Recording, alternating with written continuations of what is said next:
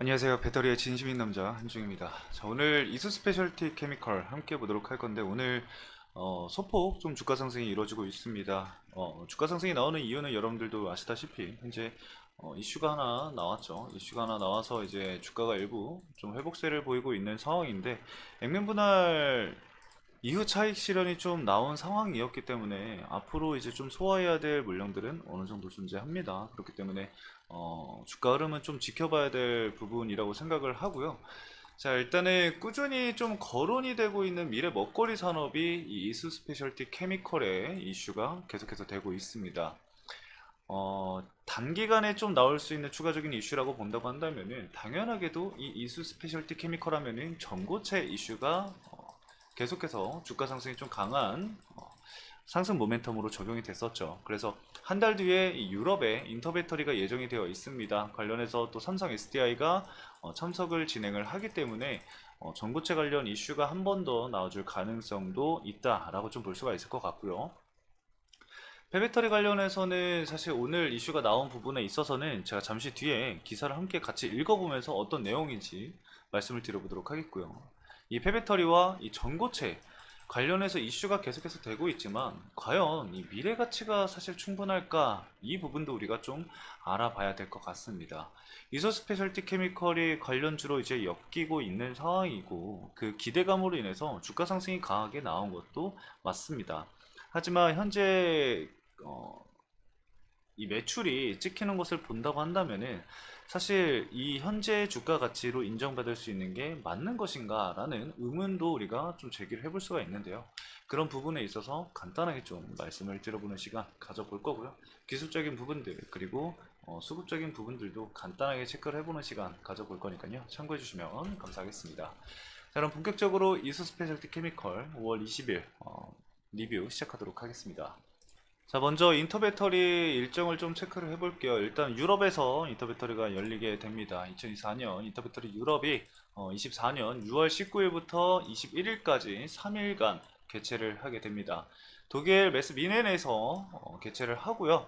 주최는 당연히 한국 배터리 산업협회와 코엑스 등등등이 주최를 하게 됩니다. 자, 일단 그 예상 규모라던가 뭔가 이런 부스 이런 거는 솔직히 뭐 상관은 없고요. 참여하는 기업들을 좀 체크를 해봐야겠죠. 참여 업체 리스트는 여러분들도 손쉽게 이 홈페이지에서 확인을 할 수가 있습니다. 물론 삼성 SDI도 참여를 진행을 하고요. 혹시나 이 브로셔가 있을지 해서 제가 눌러봤는데 삼성 SDI 브로셔는 없더라고요. 그래서 만약에 삼성 SDI 외적으로 여러분들이 좀 궁금해하시는 기업이 있다라고 한다면은 들어가셔서 브로셔를 한번 보시는 것도 저는 도움이 될 것이다 라고 생각을 합니다. 그래서 참고해 주시면 좋을 것 같고요. 오늘 폐배터리 이슈가 있었지만 사실 현재까지의 이 이스페셜티 케미컬 하면은 당연하게도 이 전고체 배터리 관련 이슈가 있을 때 가장 크게 이슈가 나왔었습니다. 그렇기 때문에 우리가 이 유럽 인터배터리 관련했을 때 당시에 주가가 어디에 위치해 있을지는 알 수는 없겠지만 그때 당시에 추가적으로 이 상승 모멘텀이 될 수 있는 그런 재료다라고 보시면 될 것 같아요. 그래서 일정은 여러분들이 미리미리 좀 체크를 해두시면 좋을 것 같고요.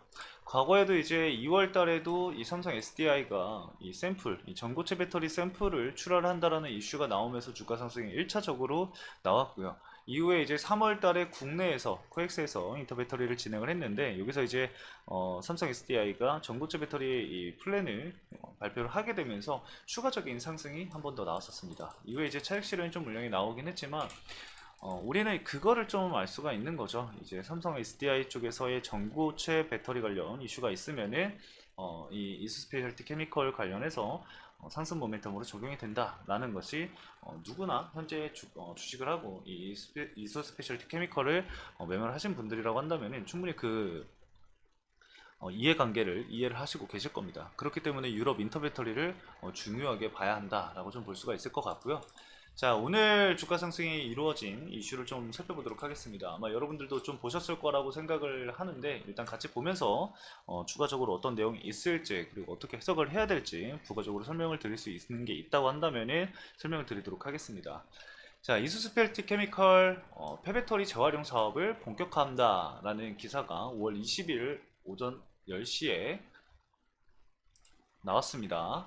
자, 내용을 좀 살펴보도록 할게요. 이 폐배터리 리사이클링 공정에는 배터리 제조에 사용이 되는 이 핵심 광물인 코발트, 니켈, 리튬, 망간, 구리 등을 추출해서 회수하는 습식 재련 방식을 추출 공정이 필수적이다라고 하는데, 해당 공정에는 이 광물들을 추출해내는, 여기서 좀 중요할 것 같아요. 추출제와 더불어 이 탈방 용제가 중요하다. 역시 용매이자 희석제로서의 필수로 사용이 된다라고 나오는데, 자, 이수 스페셜티 케미컬은 산업용 용매인 이 탈방용제를 약 30년간 생산해온 국내 시장 점유율 1위 제조업체로서 이 금속 가공류 그리고 세탁 용제 및 잉크 등 다양한 산업군에 이 뒷소를 공급해 왔다라고 합니다.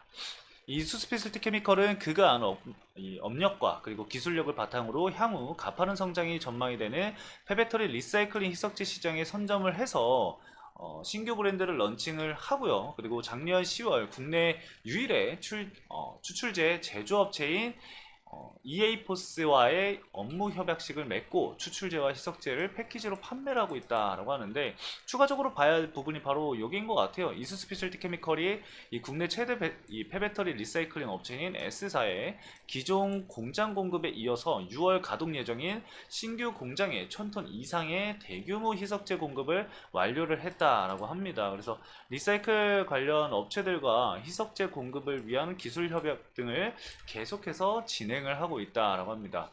그래서 결과적으로 사실 이 배터리가 많이 출하가 되면 될수록 이 폐배터리는 앞으로의 미래의 사업이 될 수 있다라는 게 시장의 관점이겠죠. 그래서 아직까지는 이 폐배터리 시장 자체가 그렇게 크진 못합니다. 물론 과거에 이제 납품이 되었었던 1세대 폐배터리들이 이제 하나둘 나오기 시작하고 있는데, 결국에는 사실 한 2020년도부터 2023년까지 납품이 됐었던 전기차 배터리가 그 물량들이 가장 많아졌던 시기이기 때문에 최소 배터리 사용이 7년에서 10년이거든요, 수명이.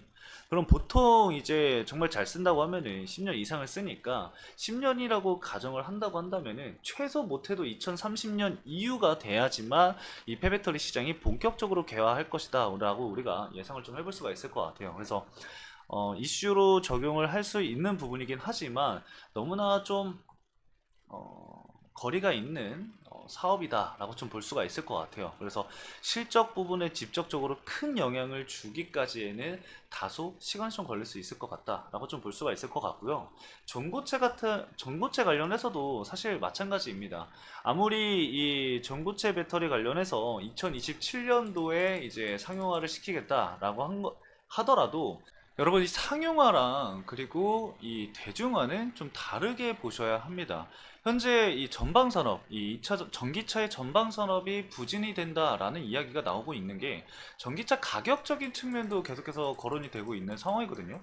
그래서 이 높은 가격을 낮추기 위해서 배터리 가격을 낮추고 있는 상황인데, 이 전고체 배터리 같은 경우는 기존 배터리 가격보다 훨씬 더 비싼 가격으로 진행이 될 수밖에 없겠죠. 그래서 초기에는 이제 하이엔드 배터리로 하이엔드 자동차로 아마 납품이 진행이 될 것으로 예상이 되고 있기 때문에, 단기간 이것이 좀 대량으로 판매가 된다, 뭐 대중화가 된다, 이렇게는 좀 보기 힘들다라고 좀 볼 수가 있을 것 같아요. 그래서 제가 뭐 이소 스페셜티 케미컬이 뭐 성장하지 못한다 그런 의미로 얘기를 하는 게 아니라, 단기적으로 관점을 가지고 투자를 하시는 분들이라던가 아니면은 뭐 장기적인 투자를 관점으로 생각을 하시는 분들, 이 여러분들의 투자 성향에 따라서 봐야 될 부분들이 명확하게 좀 나뉘어진다라는 거겠죠. 그래서 이소 스페셜티 케미컬을 단기적으로 대응하시는 분들은 제가 말씀을 드렸었던 이슈를 적용을 시켜서 이슈가 있을 때마다 이 이수 스페셜티 케미컬을 보면서 단기적인 부분들을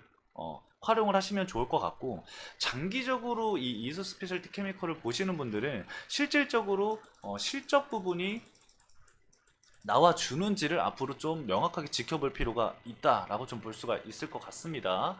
제가 분석하는 기업들 같은 경우는 주가의 방향성을 여러분들에게 말씀을 드리기보다는, 이 주가의 긍정적인 부분이 있으면은 분명히 부정적인 리스크적인 부분들도 존재할 겁니다.